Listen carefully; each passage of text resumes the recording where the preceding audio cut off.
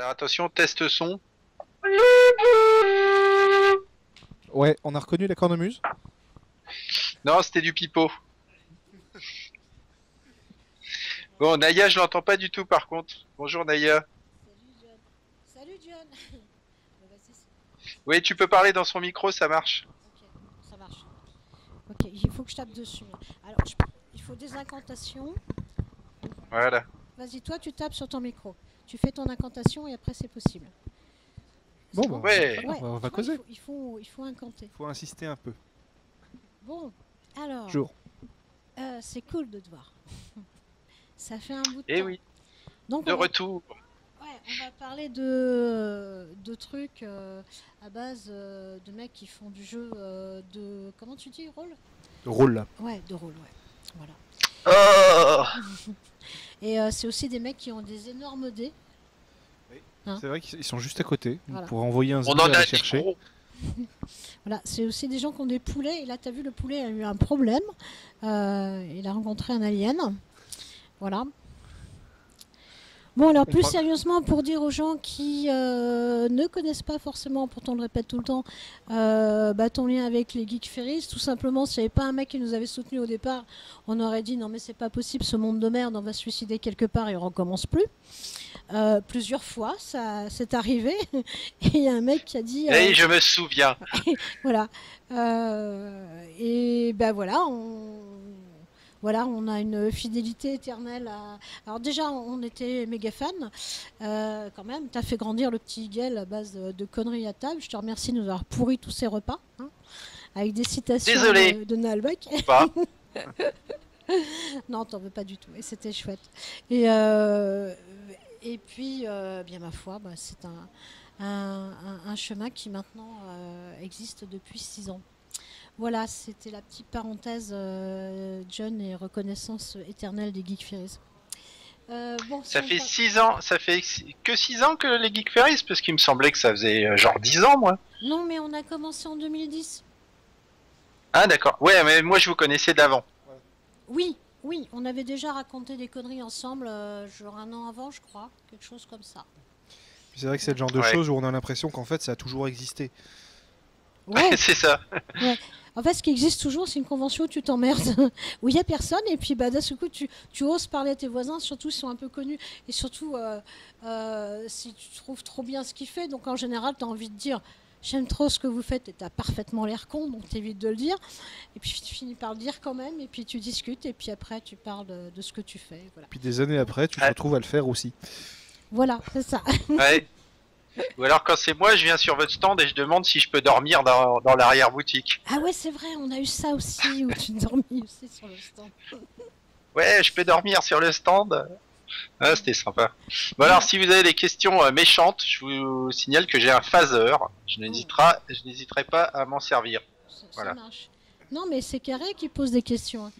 Fais gaffe, c'est la baguette du Luna. Hein. Challenge accepted. Ouais, mais le phaser, ça va plus vite. Ouais, mais il n'y a pas de sort dans un taser. Bon, Alors effectivement, on va poser un certain nombre de questions parce qu'il y a une grosse actualité Nullbuck qui arrive. On va commencer par parler du plus gros morceau, sans doute, le jeu de rôle lui-même. Là, Ouais. on a fêté un anniversaire il y a pas longtemps. On va fêter un deuxième anniversaire dans pas longtemps. Bah, il y a toujours un peu des anniversaires avec le donjon de Nullbuck, mais celui-là, il était quand même important puisque c'est la 15e année de... C'est le 15e anniversaire de la mise en ligne du premier épisode. D'où a découlé tout le reste. Ce qui fait de moi une personne extrêmement vieille. On a beaucoup plus de gens qui nous disent ça. mhm. Ça fait 15 ans donc qu'on nous pourrit les oreilles. Ouais, je me dis merde, j'étais à la soirée des 10 ans. Ouais, c'est la soirée des 10 ans, ça a l'air de faire pas longtemps, mais ça Ouais. fait 5 ans. Ça fait 5 ans. Ouais. Comment tu vois les dernières années qu'il y a eu? Pas les 15, hein, on va pas les passer les 15, mais... Alors, en fait, elles passent de plus en plus vite, donc je les vois de moins en moins, de fait. Cette année particulièrement, c'est passé vite. L'année d'avant, c'est passé encore vachement plus vite. Ouais, donc ouais, je les vois pas trop en fait les années du coup. Alors il y a des jalons dans l'année, genre tiens c'est les Geek Ferries, ah ça fait un an. Bon sauf que maintenant il y a 2 fois les Geek Ferries, alors vous pétez toute mon organisation interne là. C'est pas de notre faute, c'est sa faute à lui. Enfin, Euh, pour le jeu de rôle. Mais à chaque fois, tu ramènes Ah de oui, plus en plus de monde, alors forcément. bah, non mais c'est-à-dire je suis pas que toujours là. on a osé nous priver d'un bon rassemblement de rôlistes quand même, où ça s'était très très bien passé. Et on s'est dit, c'est quand même con, Nullbuck Online, on sait faire du jeu de rôle sans avoir besoin d'être sur place. Allô, ça vous intéresse? Oui. Voilà. Et donc depuis, on fait le jeu de rôle par Nullbuck Online, directement dans les Geek Ferries, tout en dématérialisé, comme ça se fait actuellement sur le flux 8. Oui, je fais la pub de mon flux. Oui, c'est la première fois Ouais. que vous êtes sur place. Alors d'ailleurs, moi je glandais un peu en attendant que vous m'appeliez. Je suis allé regarder, tu parlais du jeu de rôle, je suis allé regarder nos statistiques du site de l'année 2015. Alors on nous a dit pas mal de fois que notre ami le joueur du grenier avait fait bouger le jeu de rôle en France cette année avec son flux sur l'aventure. Et je pense que ça se vérifie pas mal parce que on a plus 100% en gros de visites et téléchargements sur le site du jeu de rôle Nullbuck cette année, sachant qu'on était déjà assez haut. Donc on a initié quand même vachement de personnes. En ordre d'idée, j'ai plus de 20 000 téléchargements du document pour apprendre à être MJ. Mais c'est chouette Ça ça. fait, Ouais. ça fait quand même beaucoup de gens qui ont été motivés pour jouer quand même. Et potentiellement 20 000 MJ. Ouais. Bah, 20 000 MJ, ça peut faire, bon, après, selon le nombre de gens qui font jouer, ça peut faire rien que sur l'année entre 40 et 80 000 personnes qui ont essayé de se mettre au jeu de rôle. Vous imaginez la quantité d'échecs critiques que ça peut engendrer? Mais Ouais, c'est ouais, je pense qu'il va y avoir un truc de le multivers va péter, quelque chose comme ça. Mais Voilà. il est vraiment ton jeu, ce qui est vachement bien, c'est que c'est vraiment fait pour que tous les niveaux puissent jouer. Et ça, c'est chouette. Enfin, il fait pas peur quand tu connais pas le jeu de rôle, que tu abordes les règles. Il fait pas peur. Après, tu vois que, ok, bah du coup, ça va t'aider à apprendre, mais tu commences pas par les derniers scénarios parce que tu vas juste mourir. Mais au moins, enfin, et on reconnaît bien ta patte, je dirais. Il y a personne qui est rejeté, quoi. C'est pas un truc, c'est pas un Ouais, jeu. on n'a pas fait dans Ouais. l'élitisme. Ouais. Et puis, nous, on a pris le parti de faire un jeu old school. En ce moment, dans le jeu de rôle français, enfin en ce moment, pas en ce moment, mais les quelques 10 dernières années, il y a pas mal de gens qui parlaient des jeux un peu élitistes. Les jeux old school, c'est plus intéressant parce que c'est vieux. Nous, on a pris le parti d'initier les gens avec du old school comme nous, on l'avait été. Et finalement, ça marche. En fait, c'est que à partir du moment où on a fait 20 ans de jeux old school que peut-être on se lasse et qu'on va chercher des jeux un petit peu différents, genre les jeux narratifs, tout ça. Pour moi, personnellement, je me suis jamais lassé de lancer des dés et de voir des trucs qui nous arrivent dans la gueule comme ça. Mais bon, je pense que pour les personnes qui découvrent le jeu de rôle, faire du old school comme nous on a fait quand on a découvert le jeu de rôle, c'est quand même la meilleure chose à faire parce que on se rend compte de tout ce qui s'est passé les années précédentes et notamment d'où viennent un certain nombre de jeux vidéo que les gens ont pratiqués. Ouais. Ils se sont jamais posé la question de pourquoi c'était fait comme ça en fait. Euh, c'est vrai que beaucoup de jeux ont été dérivés du jeu de rôle papier, plus ou moins bien. Avoir la culture du jeu de rôle papier quand on aime le jeu vidéo, c'est quand même un minimum. Mais c'est une notion qu'on voit de plus en plus s'effacer. Alors, on commence à l'apercevoir où il y a le jeu vidéo, le jeu de plateau, le jeu de rôle, et à un moment, les gens ils jouent, c'est tout. Et je pense que voilà, les gens ils jouent, c'est la même fonction, c'est le même plaisir, c'est le même temps de détente, c'est le même voilà, Et non seulement ils jouent, mais ils commencent à prendre le jeu lui-même comme un outil, et même des fois comme un outil professionnel. Parce que le moindre jeu de rôle maintenant est retranscrit en entreprise. Et ça devient indispensable de savoir jouer un rôle et de savoir jouer à une simulation pour devenir, entre autres, un commercial ou manager par exemple. Des choses qu'on J'espère n'imaginait qu'ils pas. n'utilisent pas le nôtre pour faire des simulations de management Ouais, et moi de je suis moins commerce. fan, tu vois. Ouais. On m'a essayé une fois de. Non. J'ai dit non. Non, non. Vous allez prendre ce rôle-là. Non. Alors moi je suis le nain, je vous emmerde et je prends la thune. Voilà, Un peu, c'est ouais. ma simulation du jour. J'avais essayé de faire lancer des dés à mes collègues, mais les patrons n'ont pas aimé. Les clients comprenaient pas. Mais si, regardez, j'ai fait un 1 là. Vous devez signer. Voilà, Ouais. donc ouais, pour parler de l'actualité jeu de rôle, donc on travaille justement avec Carré sur notre gros bestiaire depuis quasiment février 2015 et on a encore du boulot jusqu'au mois de juin. Ça va être le plus gros bestiaire de l'histoire du jeu de rôle français, donc on est content. Voilà. Et puis c'est fun, il y a plein de contenu et c'est un énorme boulot qui prend un an et demi donc et on a plein de gens qui sont intéressés donc c'est chouette. Et puis on n'arrête pas d'avoir des idées débiles, donc il devient de plus en plus gros au fur et à mesure qu'on travaille dessus. En fait. Question, vous avez une date de sortie? On parlait du mois de septembre. Non, le mois de juin c'est quand on rend les documents. Après, Ah oui, le mois de juin c'est pour nous en fait. Ouais, c'est ça. Moi je Et, m'étais bon, marqué voilà, mai dans mon calendrier. Vous le sortez chez qui?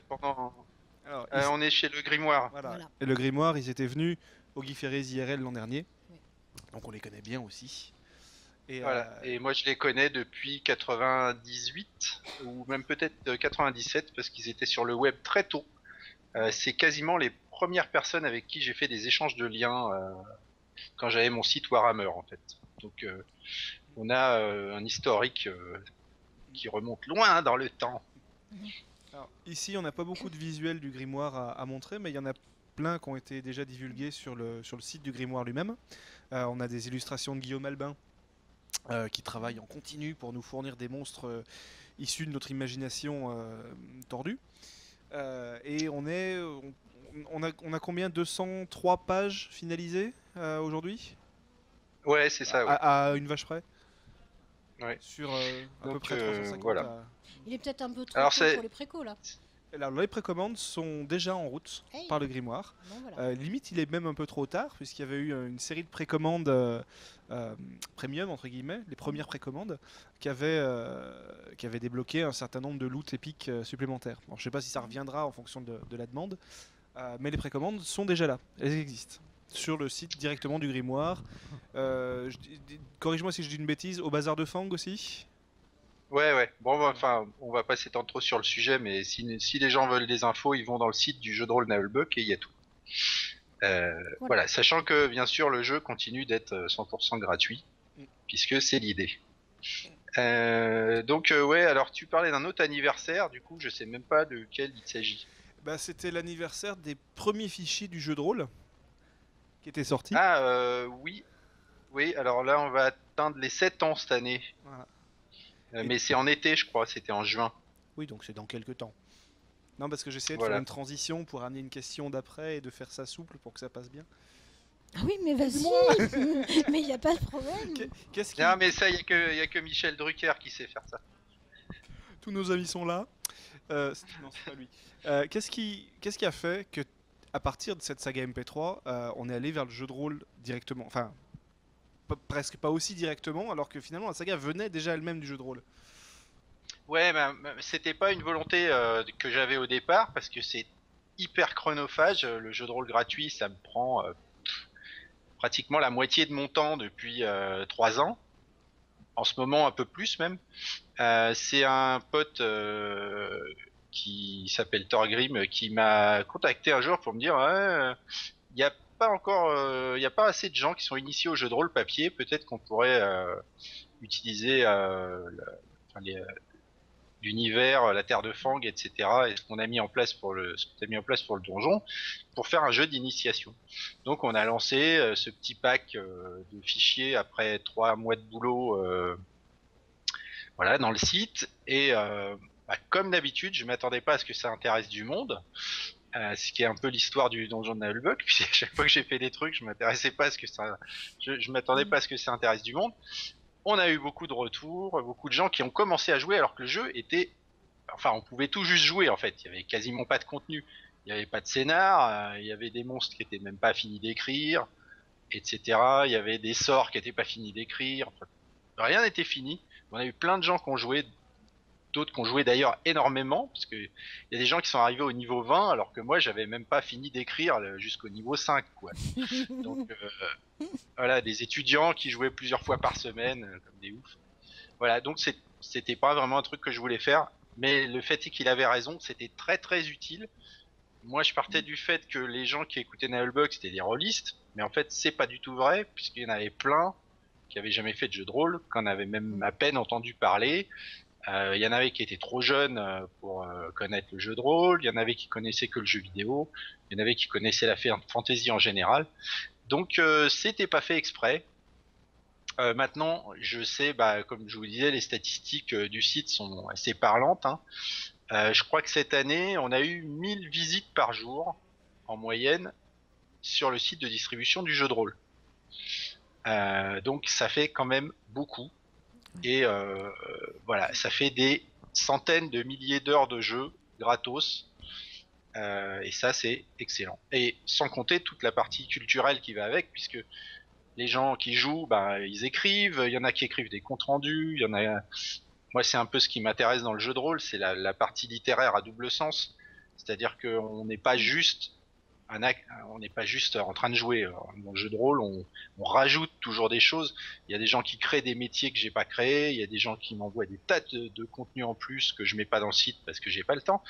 Mais les MJ écrivent en grande majorité leur propre scénar. Voilà, les gens écrivent leur background et voilà, ça fait travailler la littérature, le langage, etc. Et pour moi, c'est un outil vachement important dans le développement personnel.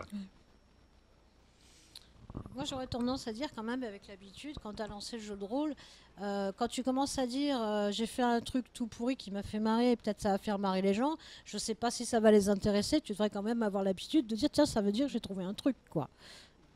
Oui. Ouais. C'est un petit peu comme les concerts du Naël tout seul. Ouais, bon, voilà, non, mais après, évidemment, le jeu de rôle, même s'il n'était pas fini, on l'a fait sérieusement. La marque de fabrique du donjon, en fait, c'est pas parce qu'on fait n'importe quoi qu'il faut le faire n'importe comment. Tout à fait. Donc c'était un peu l'idée. On s'est penché dessus.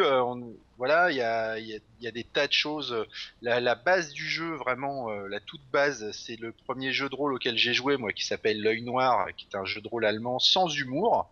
C'est Il n'y marrant avait parce pas que d'humour du tout hein, dans la première édition de L'œil noir. Et à base de ça, voilà. C'est le premier jeu de beaucoup de monde, L'œil noir. Ouais. De beaucoup de monde d'un certain âge, on va dire. C'était aussi que le mien. sinon. Ah ouais. Je sais pas, Non, moi mais j'ai joué à Donjons et Dragons, donc classiquement. Donjons et Dragons, c'était l'autre gros. L'autre gros. Voilà, c'est ça. Non, mais l'œil noir a eu l'avantage d'être diffusé en librairie traditionnelle. C'est un avantage qu'il avait sur beaucoup d'autres jeux de rôle, puisque c'était Folio Junior qui l'a sorti, et que donc tu le trouvais là où tu allais acheter tes cahiers, quoi, en gros. L'œil noir avait aussi fait pas mal de livres dont vous êtes le héros, donc qui nécessitaient pas un investissement énorme en papier, en feuilles de perso, en grands bouquins de règles, en rassemblement de copains, parce qu'on jouait tout seul avec son livre. Oui, je sais, mais je me rappelle le jour où j'ai acheté le premier. Voilà. Ouais. Et du coup, ouais, c'était du scénario solo en fait. Voilà, et je l'ai ouvert, je fais ah mais c'est génial ça. On peut faire 100 personnes. Comment ça se lit? Et du coup, le transfert vers le vrai jeu de rôle, donc avec un MJ et des joueurs, se faisait tout naturellement dans cet univers-là. Il y a beaucoup de copains à l'époque qui commençaient à faire un scénario solo, et puis quand ils avaient fini la liste des scénarios solo, ils se rassemblaient pour trouver un jeu et inventer d'autres choses, avec des niveaux bien plus élevés que ce qui était prévu dans le jeu de rôle, parce qu'il y avait le même problème peut-être que ça. On jouait trop quand on était jeune, mais on se retrouvait dans cette même optique-là finalement, d'explorer. Ouais, on avait vite fait de rajouter des trucs qui n'étaient pas prévus parce que c'était la première édition de l'œil noir qui était sortie en France, il y avait quasiment rien dedans quoi. Il y avait genre 6 armes, 6 armures. Il y avait une ville. Ouais, c'est ça. Ouais. Donc bon. Mais on a réussi à s'amuser un moment parce que justement on arrivait au bout de ce qui était disponible et nous on voulait jouer comme des oufs quoi. On n'avait pas de console, on n'avait pas tout ça donc il y en avait qu'on avait mais pas moi parce que j'étais pauvre. Et donc Donc on créait notre contenu, on créait nos scénars, on allait chercher du scénar, même d'autres jeux, d'autres trucs. On adaptait, on écrivait, c'était très créatif comme processus. Et donc ça, c'était un jeu qui était pas fait pour être drôle, qui était fait pour être, je peux même pas dire épique. C'était du médiéval fantastique de base. Ouais. Et donc toi, tu jouais comment pour que ça donne naissance à la suite? Alors nous, donc comme je disais, c'était un jeu de rôle pas drôle. Hein, y avait rien de drôle nulle part. Mais dès la première partie, nous on se pissait dessus de rire. Alors ça doit venir du fait que voilà, on était un groupe de gens qui avaient bien rigolé. On était 3 de mémoire. Et bon, il se passait toujours des trucs de malades qui faisaient qu'on se marrait, alors que à l'époque, on n'avait même pas utilisé encore les règles très drôles qui sont les coups critiques, les trucs aléatoires, etc. quoi. Et ce que moi, du coup, j'ai rajouté dans mon jeu, qui fait que même si on fait exprès de jouer hyper sérieusement au jeu de rôle Nullbuck, il y a peut-être des malades qui essayent, ils vont avoir du mal quand même. Parce que il y a forcément un moment où tu plantes une flèche dans l'œil du mec qui est derrière toi, tu te demandes comment c'est arrivé, ou alors tu invoques un canard géant de 3 tonnes parce que tu as fait un sort anthropique, etc. Mais on peut jouer de manière très sérieuse. On peut Ce essayer. qui en fait est pour moi c'est ce qui est intéressant dans le jeu de rôle en fait, parce que il y a des jeux qui sont sortis qui sont des jeux totalement loufoques où le but c'est de faire n'importe quoi. Moi je joue pas du tout comme ça. En jouant sérieusement, hein, d'ailleurs Carré est témoin puisqu'il joue avec nous, en jouant sérieusement on arrive déjà à des situations totalement débiles et très drôles. En fait, Donc, c'est même plus on essaie de jouer sérieusement, moins on y arrive. Non, mais en fait, en même temps, je pense un peu aux joueurs en question et ça m'étonne pas vraiment, quoi. C'est pas faux. oui, il faut dire que bon, dans notre groupe, on a quelques pointures quand même, hein, puisqu'on joue fréquemment avec JBX, Voilà. notamment, et Pétulia, donc bon. On a un magicien qui devient fou une partie sur 2 à cause d'un sort anthropique. On a une magotte qui se téléporte sur le loot dès qu'il apparaît quelque part. on a un paladin qui... alors, le moment un peu dramatique, un peu tendu, où il faut pas faire de conneries, où il faut pas échouer, va sortir un échec critique. Voilà, on les a. Voilà, et puis donc cette année, moi je suis un peu en break de musique là, parce que en ce moment il y a le Naël Band qui joue à Toulouse par exemple, moi j'y suis pas, juste parce que j'ai trop de boulot, puis les sorties, festivals et tout, c'est une énorme charge de travail en fait. Enfin, ça pèse pas beaucoup en travail pur, mais il y a la préparation, le voyage, enfin vous savez ce que c'est, parce que voilà, hein. Nous on prépare pas une convention. C'est vrai que les artistes sont un petit peu, on a la vie un petit peu plus facile parce que on n'a pas 10 000 choses à faire sur place. Mais il y a quand même des conventions où on arrive à me mettre des conférences, des concerts, des dédicaces et puis d'autres trucs, des parties de jeux de rôle. Je ne nommerai pas ces conventions, mais je vois le petit sourire en coin de Naya qui se rappelle qu'elle m'a fait ça déjà. Et donc on rentre chez soi complètement lessivé, on peut pas bosser pendant 2 jours, sachant qu'il y a déjà 2 jours de préparation, 2 jours sur place. Enfin bon, on a vite fait de paumer une semaine, et quand on fait ça 2 ou 3 fois par mois, il reste plus beaucoup de jours pour bosser en fait. Voilà. Donc en ce moment, je suis bien recentré sur le boulot. Je fais de la BD, du script de BD avec Marion Poinceau, et j'ai pas de gros projets, puisque les 2 autres gros projets qui sont en cours, moi j'ai fait une bonne partie de mon boulot dessus. Il y a la série animée et le jeu vidéo du donjon qui sont dans les tuyaux de la production. Ouais, pour le moment, ça me concerne pas, mais ça va pas tarder à me reconcerner. Ouais, c'est quoi l'actu d'ailleurs de la série? Alors, la série, elle a bien avancé sur le premier semestre 2015. On a fait pas mal de choses. Et puis, après, on s'est retrouvé sur une espèce de comment de trou en matière d'organisation par rapport à du financement. Et puis donc voilà, là ils sont en train de remettre les choses en place. Mais il y a eu pas mal de choses de faites qui sont pas trop partageables pour le moment. C'est pour ça qu'ils ont pas mis grand chose dans le site. Mais bon, pour le moment, on a des bonnes nouvelles. Et puis le jeu vidéo qui a donc rejoint le projet série, puisque on a trouvé que c'était mieux de faire un projet intelligent avec des choses qui se recoupent. Lui, il attend le démarrage de production. Enfin, il attend d'avoir un éditeur qui dit Banco, on y va. Voilà.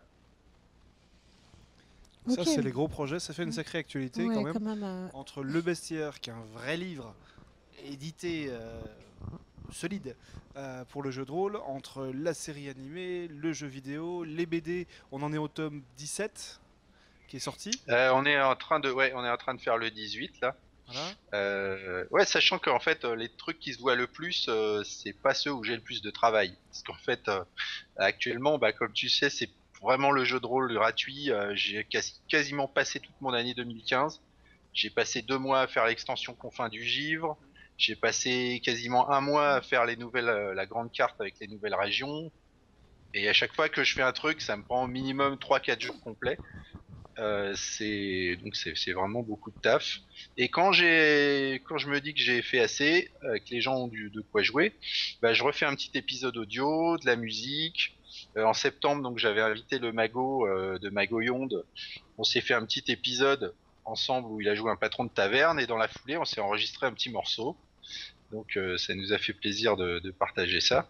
Le Mago qui d'ailleurs joue de la guitare à ma place dans le Levelband en ce moment même. Est-ce qu'il porte un masque de John Lang pour se faire passer sur scène pour le mettre ou... Non, non, non. On a remarqué, en force de faire les pitres ensemble, qu'il avait une voix assez proche de la mienne. Donc, bah, ce qui est bien, il a pas tellement besoin de faire d'efforts, en fait. Il a même à peu près la même taille que moi et il joue à peu près de la guitare de la même façon. Mais mieux, lui, parce que c'est un vrai guitariste, je pense. Oui, c'est vrai que toi tu joues de toute façon tout pourri, mais je connais le piège. De toute façon, toute pourrie, ça n'intéressera personne. Oui, de toute façon. Alors donc on en est au 4e disque, il me semble, plus Mélissandre. Ouais, mais la guitare, moi, c'est pas mon truc, quoi. J'en joue depuis 25 ans, je crois. Mais j'ai jamais poursuivi vraiment, tu vois. Donc il y a des mecs qui au bout de 3 ans ils pourraient jouer mieux que moi parce que c'est vraiment pas mon.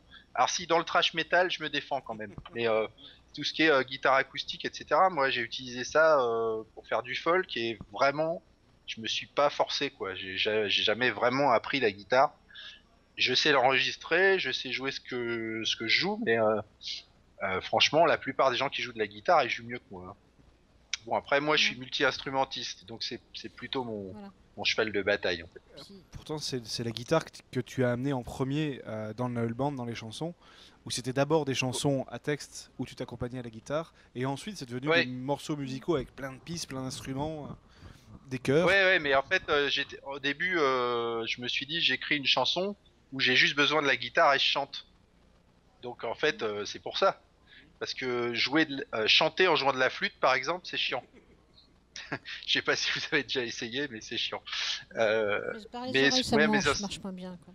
voilà, mes instruments préférés, c'est plus les instruments avant, les percussions, etc., que la guitare. Ou le bouzouki d'ailleurs, que j'aime beaucoup, qui est comme une guitare, mais qui est plus intéressant parce que presque personne en joue. Alors que les guitaristes, il y en a tous les 5 mètres, donc j'ai jamais vu trop l'intérêt de faire de la guitare. On va répondre à 2-3 questions Ouais, peut-être qui, qu'on qui va se se sont, faire- qui se sont posées. Euh, Attention, j'ai mon phaser. alors on a Dounis qui nous pose une question purement sur le jeu de rôle. On sait tout ce qui arrive aux elfettes quand elles prennent un niveau, mais quid des mâles? Eh ben, pss, pss, pss, pss. Ok, Dounis. Non, ils prennent du charisme, aussi. Ils ont des beaux cheveux lisses et ils sont beaux. Ils prennent des bonnets de cheveux. Et pas de boobs. Voilà, ils prennent des bonnets de cheveux. Bronx qui nous demande, et ça par contre c'est une question qui peut être assez intéressante, c'est ça fait quoi d'être la première occurrence quand on tape JDR dans Google? Ah bon? Bah Je oui, savais pas. manifestement. Alors je sais que pendant plusieurs années, j'étais dans la première page quand on tapait ninja, ce qui est quand même fabuleux, à cause de la journée mondiale des ninjas qui fait qui est un de mes nombreux sites absolument inconnus. Enfin, pas tant que ça finalement. Mais je savais pas. Alors JDR dans Google, ah merde, mais ça c'est fort. Et ben voilà, on a un nouveau truc à fêter. C'est génial. Je sais pas qui a lancé cette info, mais j'aime bien. C'est On le remercie. Bronx Forge Plume. Ouais, et ben merci. Parce que moi je savais pas. Je passe pas mon temps à taper JDR dans Google en même temps. Donc, mais c'est cool. Faudra que je teste. Et qu'est-ce que ça t'inspire, finalement? Est-ce qu'il y a des gens que tu veux remercier, les moteurs de référencement, les bots de Google? Oui, alors je remercie les robots 28 000 et 28 202 qui nous ont référencés. C'est quand même parce que ça pourrait pas être possible sans toute cette équipe technique. Quand même, voilà. Hater qui nous demande si tu as une date de sortie pour la prochaine campagne dont on parlait sur le site du jeu de rôle. Alors non, parce que donc il y a une grosse campagne Confins du Givre qui est en train d'être écrite par l'Edifé, sauf que l'Edifé est en concert à Toulouse en ce moment. Donc, mais voilà, c'est une campagne d'une 60aine de pages. Ouais, qu'elle prépare, ça va être pas mal. Et moi, j'ai une petite mini campagne en 3 actes à Schnafon qui elle devrait sortir, je pense avant la fin du mois, puisque je dois vous faire jouer le 3e acte. Je la mettrai pas en ligne avant. Oui, parce que nous, la on campagne essuie des les confins plâtres. du Givre, campagne des confins du Givre, on va essayer de la sortir dans le premier trimestre. Et faudra quand même avoir des héros à partir du niveau 6, quoi, parce que ça renvoie un peu du pâté de foie, là, cette région. C'est vrai que le bestiaire, il y a un document qui est sorti il y a quelques mois sur les environs de la Terre de Fang. Et grosso modo, ce qu'il faut retenir, c'est que en dehors de la Terre de Fang, c'est violent. Dès qu'on s'éloigne un petit peu, et encore plus dès qu'on traverse les montagnes ou les zones de jungle, il faut y aller avec quelques niveaux, voire des équipements magiques, voire une petite armée, puisqu'on a des créatures qui sont capables de boulotter rapidement et que le moindre paysan du coin mettra à mal un aventurier de niveau intermédiaire. Oui, mais en même temps, Voilà, force de créer des monstres, c'est ce qui arrive. Hein. Voilà. Tout ça vient du fait que, comme on disait tout à l'heure, les gens sont allés plus vite que nous sur le développement du jeu de rôle. Ils ont atteint des niveaux qu'on n'avait pas pensé. Enfin, moi, personnellement, quand je jouais à l'œil noir, j'ai jamais dépassé le niveau 5, je crois. J'ai fait plusieurs campagnes avec plusieurs persos. Mais quand un mec vient me dire ouais, je suis niveau 15, je m'ennuie maintenant, qu'est-ce que je fais? J'ai pas de sort. Ah, c'est la panique. Voilà, et ou le gars qui dit ouais, mais moi quand je cligne de l'œil, je tue 3 personnes maintenant avec mon perso. Ah, donc il faut mettre des monstres plus gros. Voilà, donc on s'est fait un peu prendre de vitesse, mais là on va quand même bien les rattraper. Et avec ce qu'on fabrique en ce moment, il y aura largement de quoi jouer pendant 10 ans.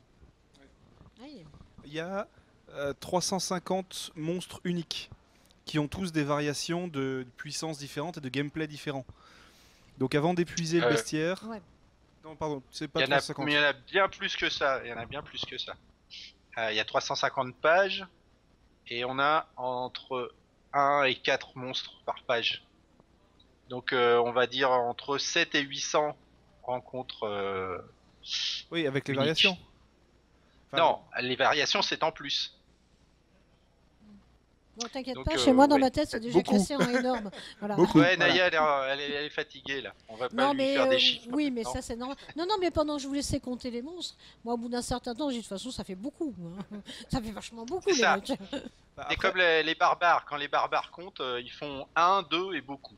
Voilà. La difficulté après quand on rédige quelque chose comme ça, c'est de pas tomber dans la redite, de pas refaire tout le temps la même chose, ou de pas prendre des pages et des pages pour mettre des monstres ou des créatures qui n'ont pas vraiment d'intérêt. On va pas mettre tout le poulailler ou toute la basse-cour qu'on peut imaginer, alors qu'elle existe en Terre de Fang, mais on va pas faire une fiche pour une vache.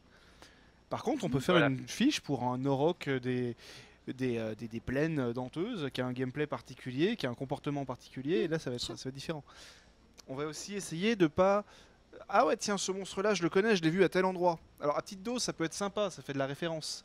Mais quand tous les monstres finissent par se ressembler et qu'on les retrouve ailleurs, voilà, c'est pas forcément génial. Donc on essaye vraiment d'innover, d'imaginer des choses différentes. Et quelque chose aussi qui a été dit dans la présentation du bestiaire au départ, c'est qu'on essaie de réfléchir non plus avec le système du jeu de rôle de Nullbuck lui-même, mais avec vraiment un gameplay. Et qu'on décrit une créature et ce enfin comment elle agit et pourquoi elle agit comme ça. Oui, Ce qui veut dire que ces monstres-là pourraient être transposables dans n'importe quel univers, dans n'importe quel jeu. Et là Ouais, vous c'est avez une l'idée, idée ouais. et vous faites voilà, un autre jeu. Ok. Alors, faut avoir des bonnes justifications. Attention, un mec Normalement, vient avec un plateau.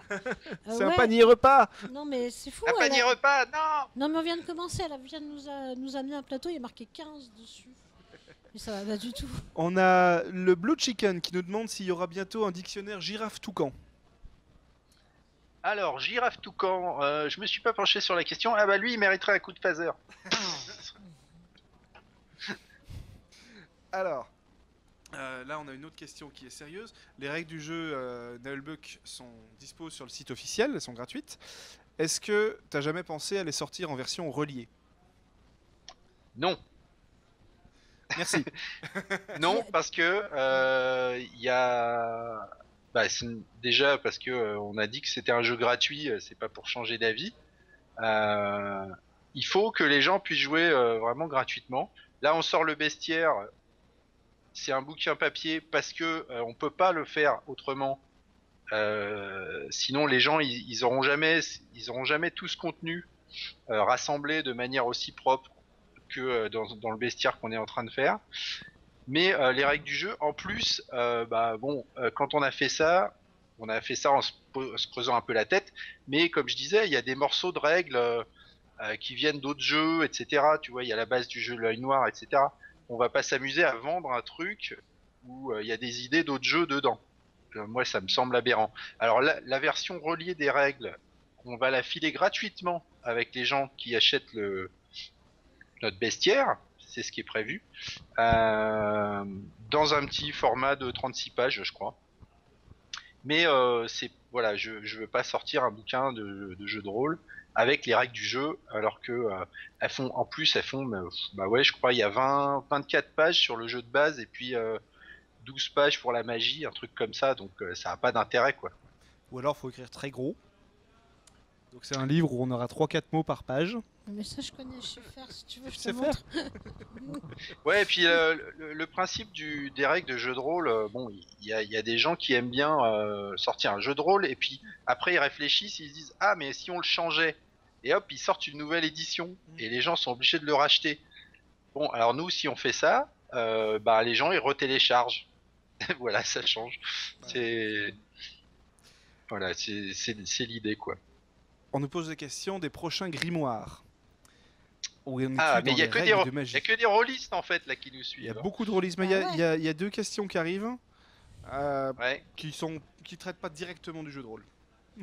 Ok, alors les prochains grimoires, je sais pas trop, probablement la magie du froid, puisque le dernier que j'ai fait en décembre, c'était la magie de la terre, où on peut notamment se transformer en golem ou avoir des copains arbres qui frappent les ennemis, voilà, et un tas d'autres trucs zarbi.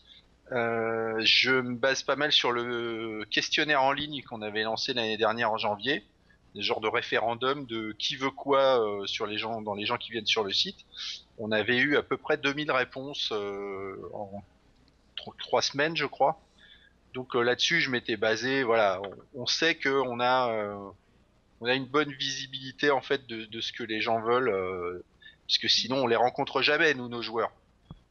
Comme ils achètent pas de documents. Oui, et puis surtout si tu viens plus en convention, hein. Ouais, non, mais si j'y vais en convention, mais je vais pas faire que ça. Ouais, voilà, mais pas donc tout le temps, parce que c'est vraiment super probablement facile. la magie du froid qui est dans la liste des premières magies utilisées et dont le grimoire a encore quelques années là, donc il faut que je le refasse.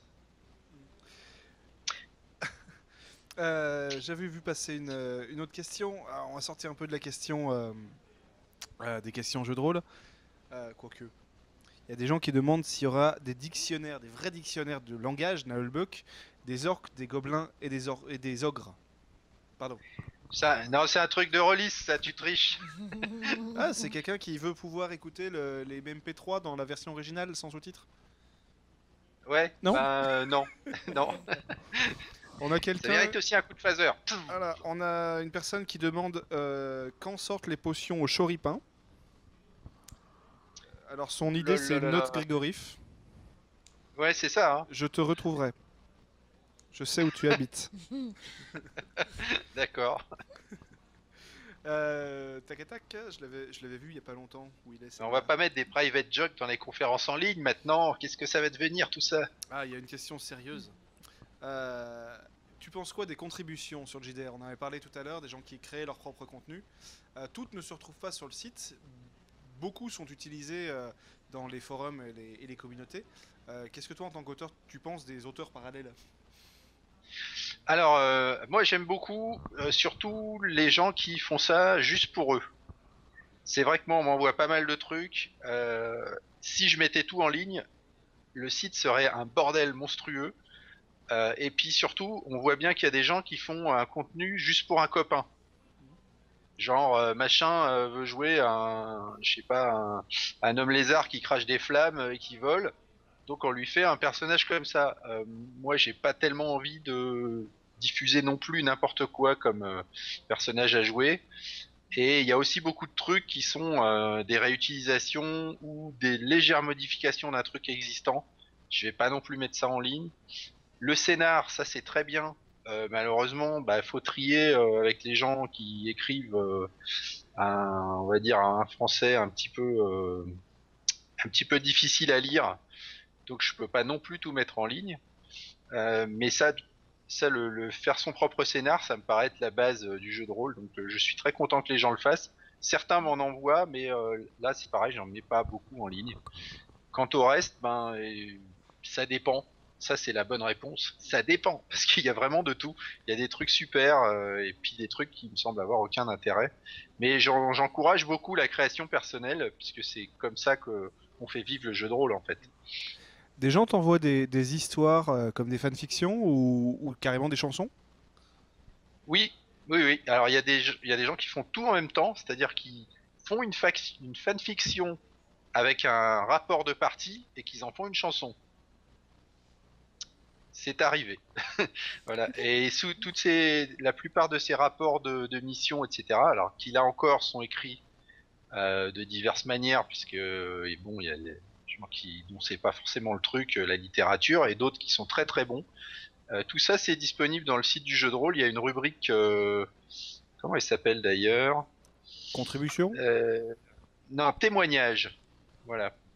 Témoignage dans laquelle tu retrouves tout ce qu'on m'a envoyé, sachant que ça fait longtemps que l'adresse est pas disponible, parce que j'ai pas le temps de traiter ce qu'on m'envoie, mais on a beaucoup de trucs, et tu peux avoir le même scénar joué par 15 compagnies différentes, avec 15 déroulements, 15 fins différentes.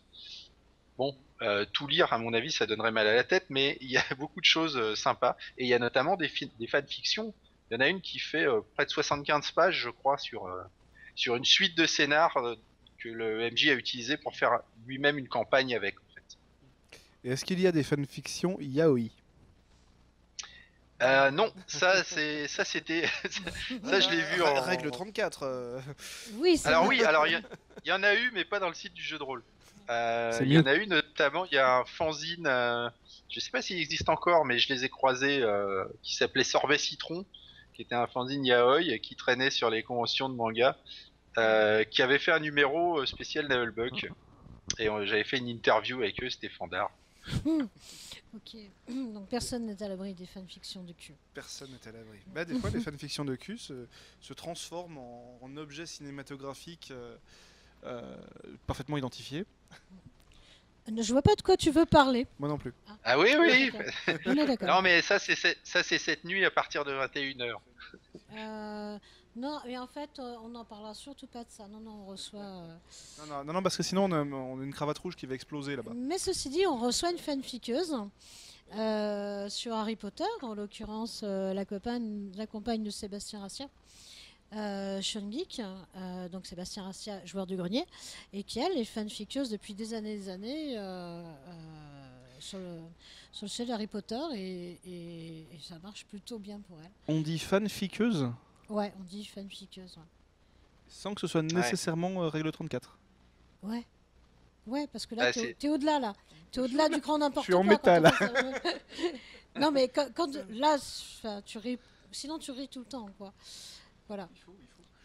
On va faire une dernière question qui est venue il y a un petit moment, qui a pour le coup absolument rien à voir, on est dans la question de culture générale.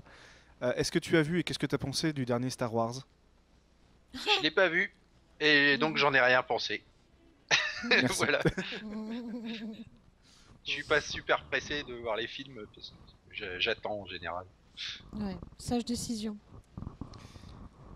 On a dit pas mal de choses donc sur le jeu, sur Ouais. la série qu'on attend du coup. Hein. On fait signe aux producteurs pour qu'ils s'accélèrent un petit peu parce qu'on attend tout ça, non? Oui, le- sachez que nous on attend aussi, hein, donc c'est les gens qui nous disent qu'ils sont impatients, on le sait, parce Voilà. que nous aussi. En fait, Mais ça, voilà. les gens ils sont toujours impatients et quand tu dis je vais sortir un truc et le prochain Oui, alors c'est il ça. sort quand? Voilà. D'ailleurs, le Oui, prochain oui. épisode audio, quand sort-il? Ah bah là j'en ai mis un en chantier, parce que le dernier que j'ai fait c'était en septembre. J'en ai mis un en chantier et j'ai eu la confirmation que la voix d'invité serait JBX de Reflet d'Acide, qui va bosser dessus cette semaine. Donc il on sortira espère d'ici ça. 3-4 ans alors. Ah non, mais je suis pas Knarf moi. Hein. En même temps, peut-être tu fais un concours avec JBX aussi. Qui a Ouais, savoir non, mais qui- non. qui- D'attendre 30 épisodes? Oui, voilà. Je de- crois que de JBX mettre se du temps. gagne haut la main. Ouais. Mais on On lui en n'a pas parlera la demain. même Voilà, on n'a pas la même façon d'être lent. Hein, Voilà. Knarf, lui, il est lent parce qu'il fait autre chose. JBX, il est lent parce que il passe énormément de temps sur un épisode. Et moi, je suis lent parce que, enfin, faire des épisodes, parce que j'ai plein de projets et j'aime bien finir ce que je commence. Donc, quand je finis un truc, là, je me dis, ah, bah, j'ai un creux, je fais un épisode audio. Et en général, quand je le commence, à part quand on m'a vraiment cassé les pieds avec divers trucs d'organisation et tout, mais quand je le commence, en général, une fois que l'écriture est terminée, ça sort dans le mois, quoi. Voilà. Voire C'est des fois suffisamment dans la rapide. journée. Ouais. C'est déjà arrivé que ça soit dans la journée.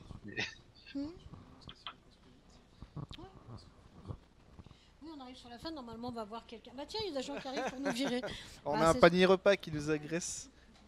Ah, Voilà. bon, j'ai trop parlé, c'est ça? Non, non. Non? Voilà, Ah bah non, c'est bon, on a le tiens, temps. Elle a dit ça. T'as vu? Je sais pas ce que vous faites, nous on voit rien du tout, mais... Bah, elle a marqué 10 sur l'ardoise. Voilà. Tu vois, donc 10. on peut. Ah, c'est parce qu'il nous reste 10 minutes. Oui, C'est ça. Ok. Alors le jeu de rôle, on va pas forcément revenir parce que tout à l'heure tu viens sur l'autre flux, le numéro 8, Oui. pour répondre à Ouais, plein de c'est questions ça. spécifiquement du jeu de rôle. Donc autant les documents que les points de règle. Je rappelle d'ailleurs aux gens qu'il est interdit de poser la question de pourquoi est-ce qu'un archer tire en 3 assauts. Merci. Voilà. Voilà, Parce que là, ça veut dire qu'on leur pètera les genoux. c'est ça. Voilà. Au bout d'un moment, le phaser, ça va suffire. non, mais Bon, qu'est-ce ça que- faisait... ouais. J'avais pas encore sorti le bouzouki, donc c'est fait. Voilà, ça sert à rien, mais Mais si, il y a c'est toujours bien. des instruments qui traînent ici. C'est une petite surprise, c'est une petite surprise sympa. Bon, alors par quel détour on peut passer? Moi, je peux dire, je peux raconter comme ça des petites anecdotes. Donc, quand on a commencé, on t'a toujours dit qu'on serait fidèle au chaos. Et comme tu le vois, enfin maintenant ça s'est calmé, mais ça a été bien le chaos aussi, encore à CGF. Du côté château, on se calme un peu, mais quand même, on continue à bien assurer du côté chaos. Hein, on est d'accord? Ouais, ouais. On reste fidèle. Vous Hein. retournez au château cette année, là, c'est ça? Oui, mais c'est le nôtre maintenant. Et C'est tu le vois, vôtre. on a même Ils l'ont embobiné. acheté. Non, non, on l'a pas acheté. On a embobiné le propriétaire qui est venu tenir une conférence sur l'histoire. C'est un historien. Donc, hop, allez, tu sers pas. Hop, viens. Et donc, voilà, on continue avec notre grand plan de conquête du monde. Tu sais, ça, on en avait parlé. Et les GF, Ouais. c'est une grande famille. Et tu- Aujourd'hui, celle sur Cher, demain le monde. Ah mais oui, mais tu sais qu'on a débarqué là-bas et les gens là-bas, ils sont tellement vieux qu'ils ont même pas eu le temps d'avoir peur de nous. On a changé de formule, si tu veux. Mais il y a des trucs sociaux mais- là-dessus. Il y a des expériences en sociologie qui fait que, je sais pas, il disait un blanc qui voit un noir qui a mal, il a moins d'empathie et l'inversement. Par contre, s'ils sont bleus, ils ont vachement d'empathie. Donc je propose qu'on se prenne pour Avatar, quoi. Hein. Tu vois, c'est cet effet-là. C'est moi qui suis méta après. Non, mais c'est vrai que les gens de Celles-sur-Cher nous ont accueillis les bras ouverts. Ah, ils n'ont pas eu le temps d'avoir peur. Les commerçants sont mis au diapason, il y avait de la décoration de partout. Le boulanger était en Mario. On va pas parler de ces petits cons parce que je vais encore refaire un doigt sur scène et ça va être Ce qui est important là-dedans, hein, c'est quand même que maintenant Celles-sur-Cher, c'est autre chose qu'une appellation d'origine protégée de fromage. Voilà. Ouais, mais tu sais que les gens, ils nous envoient de partout des images de fromage. D'accord. Voilà, c'est ça. Et après, on dit que nous autres, les rôlistes, on a des loisirs bizarres. Oui. C'est-à-dire que la prochaine évolution, c'est aux prochaines Geek Fairies on the Web, un flux Celles-sur-Cher qui rediffuserait la maturation d'un fromage en continu. Mais Estelle peut le faire en fait. Enfin, une des orgas. Sinon, vous pouvez m'envoyer du fromage et moi je le mange. On peut faire ça. Ça si me tu gêne veux. pas. Pendant 48 heures. Il faut une appellation d'origine de pinard pour aller avec, parce que sinon. On a ça aussi. Notre propriétaire fait également du vin. Alors, il y a eu un truc intéressant qui a été dit. Effectivement, on a parlé de sociologie très rapidement avec l'accès au château. Du coup, je vais rebondir dessus. Et ça va faire la boucle avec ce qu'on disait au début par rapport à l'anniversaire de Naheulbeuk. Enfin, du donjon de Naheulbeuk en tant que saga MP3. Tu avais fait circuler sur Facebook, sur la page, un appel à témoignage qui a fait quelques centaines de réponses. Est-ce qu'il y en a C'est les 15 ans de Naheulbeuk. Ouais, c'était... en fait... Moi, je rencontre souvent des gens qui me racontent des trucs, donc je me suis dit, tiens, ce serait sympa si les gens ils partagent ça parce qu'ils vont se sentir moins seuls. Et c'est vrai. Et du coup, là, il y a des trucs extraordinaires. Alors, il y a moins de trucs extraordinaires dans la page Facebook que ce que moi j'ai entendu en vrai. Je pense que peut-être les gens ils sont timides et puis Facebook c'est n'importe quoi. De toute façon, les gens ils reçoivent même pas les messages, donc ils vont pas se mettre à poster, mais voilà, il y a tous les gens qui ont des familles qui sont nés en fait du donjon de Naheulbeuk indirectement, rencontrés en concert, rencontrés en dédicace, ou des gens qui ont monté un groupe de jeux de rôle et puis ensuite qui se sont retrouvés en couple, ou alors enfin des tas de trucs comme ça qui fait en fait une espèce de famille Naheulbeuk qui existe comme ça dans l'ombre. C'est vachement chouette. Et puis tous les gens qui ont fait des projets, ça c'est le genre de témoignage que moi j'ai en dédicace, des projets professionnels ou scolaires, mais même de haut niveau, hein.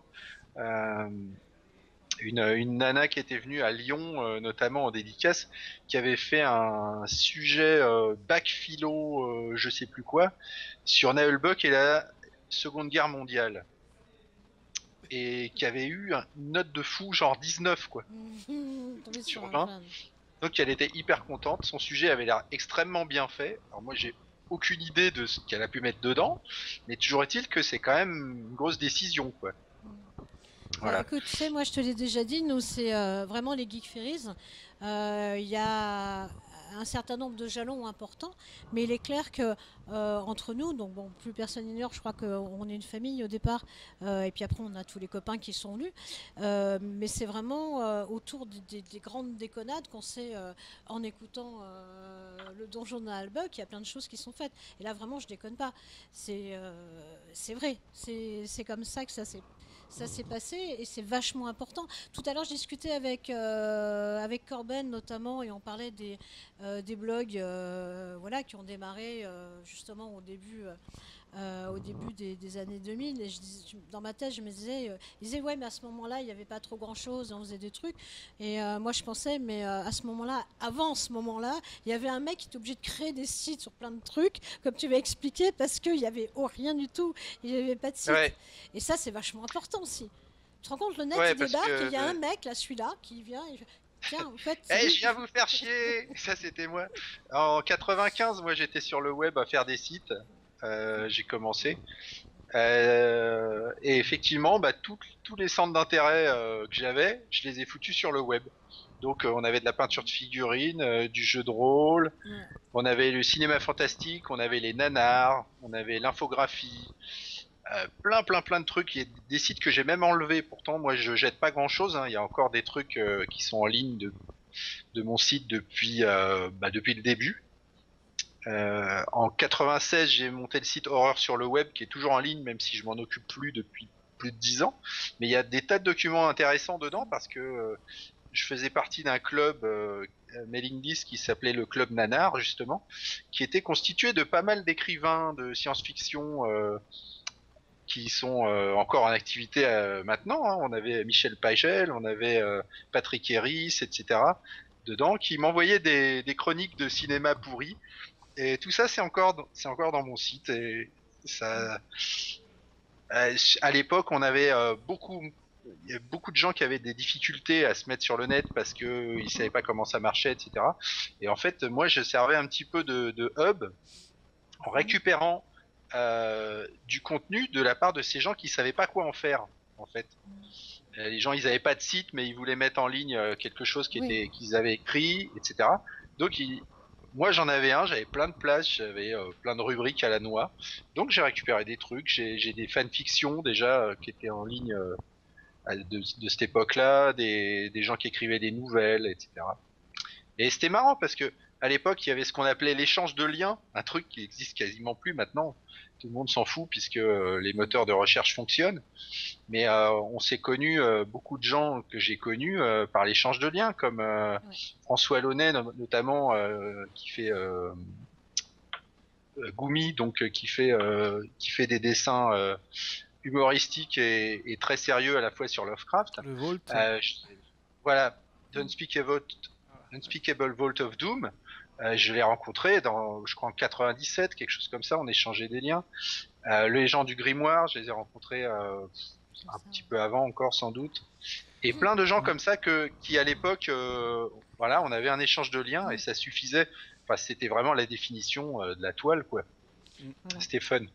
Et là, il y a le chef de plateau qui vient. qui vient de vous virer. Moi, je voudrais juste rajouter une petite anecdote quand même.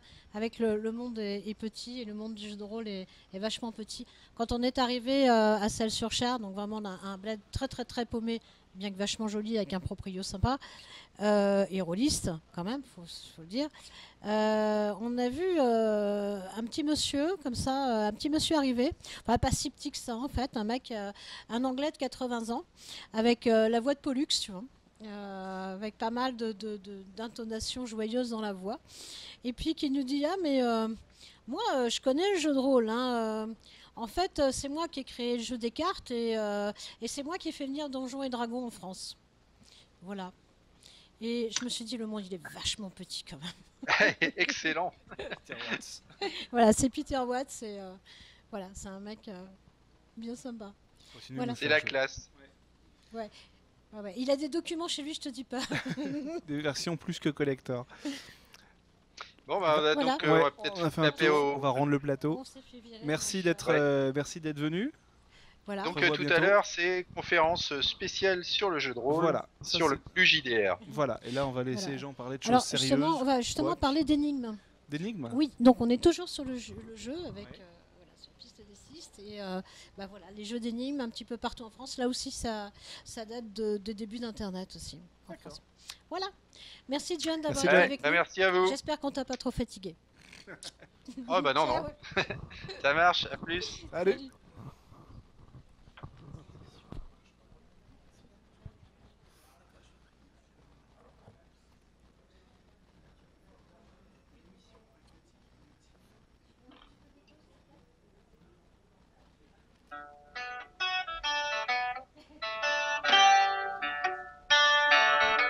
Il nous fait même son générique d'au revoir, quoi. Au revoir, les Geek Fairies. À tout à l'heure. Bon, voilà. Non, ça sert à rien. Bah moi, je suis encore en ligne, alors je fais le con, hein.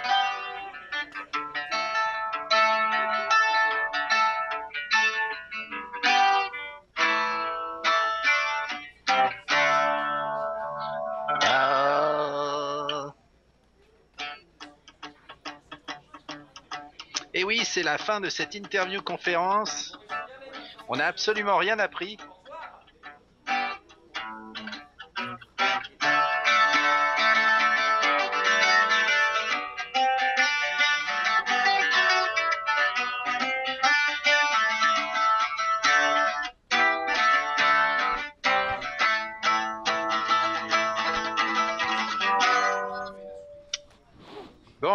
Bonnes énigmes.